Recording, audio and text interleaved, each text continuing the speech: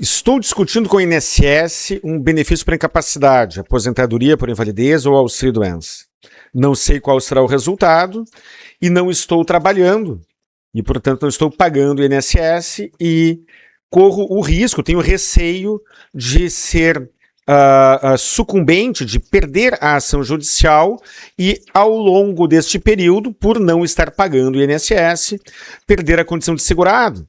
Nesta hipótese, eu corro o risco de, em havendo uma nova doença, um agravamento da doença atual ou um acidente, com um novo fundamento para um novo pedido de benefício por incapacidade, já ter perdido a condição de segurado, caso haja o decurso do período de graça. Tem o tema aqui no canal que recomendo que assista. O que fazer nesta situação? Até porque eu também tenho receio de vir a óbito e os meus dependentes ficarem desamparados, e assim vai.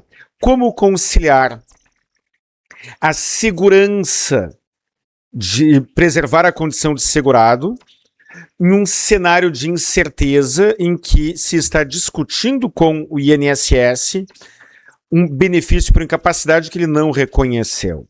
Olha só. Querido inscrito, colega advogado e querido inscrito segurado. Existe a figura da contribuição como facultativo.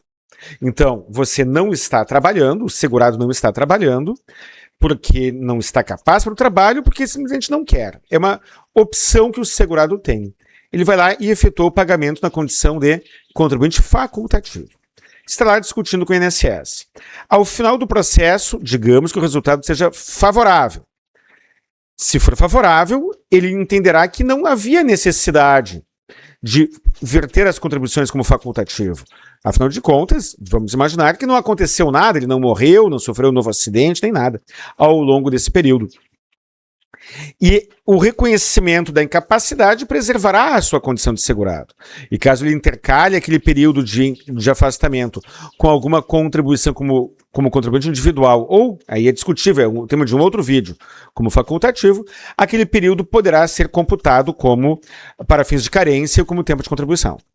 Mas, caso a ação seja julgada improcedente, depois de um processo que pode ter durado alguns meses ou talvez alguns anos, após ser julgado improcedente, e esse é um risco que existe, aquele tempo todo, caso não tenha sido vertido nenhum pagamento, terá trazido alguns prejuízos. Primeiro, ele perderá tempo de carência e tempo de contribuição para cálculo de benefícios futuros. Isso pode fazer muita falta, dependendo do seu contexto previdenciário. Mas, e essa é a parte mais urgente e importante, caso ele tenha ficado sem contribuição por tempo superior ao do período de graça, assista o vídeo que eu tenho aqui falando sobre isso, pessoal. Caso ele tenha ficado mais tempo, o tempo superior ao do período de graça, ele terá perdido a condição de segurado. Caso ele volte a contribuir após o término da ação previdenciária, ele precisará cumprir a carência para o benefício posterior. Digamos que ele tenha alguma doença incapacitante, alguma doença que teve algum agravamento, doença nova ou acidente. Sem as contribuições e com o insucesso daquela ação judicial que mencionei, ele não terá proteção previdenciária, ainda que se torne efetivamente incapaz. Tem uma incapacidade efetivamente reconhecida pelo INSS.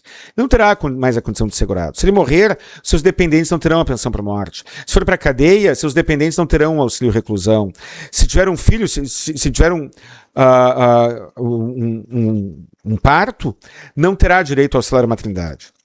Então, se aquele segurado verter as contribuições como facultativo, ele terá todos esses benefícios, toda essa proteção, toda essa garantia previdenciária, e caso a ação seja julgada procedente no final, o dinheiro não foi para o lixo. O dinheiro não foi para o lixo, porque ele poderá pedir a repetição do indébito, poderá pedir a devolução dos valores pagos. Se você for colega advogado, dê uma olhada no tema 1373 do STF. Ele assegura o ajuizamento de ação de repetição de indébito e dispensa o pedido administrativo. Será possível ajuizar de imediato uma ação de repetição de indébito. Querido colega advogado, esta ação de repetição de indébito não será ajuizada contra o INSS. Deverá ser ajuizada contra a União. Deixarei nos comentários alguns julgados, algumas referências jurisprudenciais que confirmam o que eu estou aqui dizendo e que você poderá utilizar. Queridos inscritos, por favor, comentem, curtam, compartilhem ao máximo esse e os demais vídeos do canal. Um grande abraço e até o próximo vídeo.